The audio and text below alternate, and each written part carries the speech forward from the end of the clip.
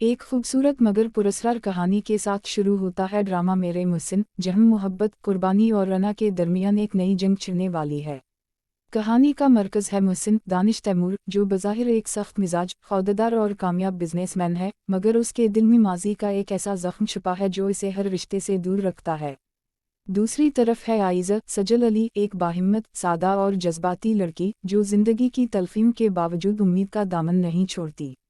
किस्मत एक ऐसा मोड़ लाती है जब आइज़ा की ज़िंदगी एक मुश्किल में फंस जाती है और मुहसिन गैर मुतवक्के तौर पर इसका सहारा बन जाता है।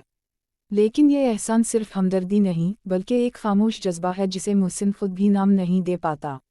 एपिसोड 1 में दोनों की पहली मुलाकात न सिर्फ नाज़रीन को चौंका देती है बल्कि एक ऐसा सवाल भी छोड़ जाती है कि क्या ये रिश्ता सिर्फ एक एहसान तक महदूद रहेगा या मोहब्बत की एक नई दास्तान रकम करेगा। जज्बात, खामोश नज़रों की गुफ्तगू और दिल को छू लेने वाले मनाजिर इस ड्रामे को एक यादगार आगाज़ देते हैं, जहां हर मंजर में एक नया राज छुपा है और हर मकालमा दिल की गहराइयों को छूता है।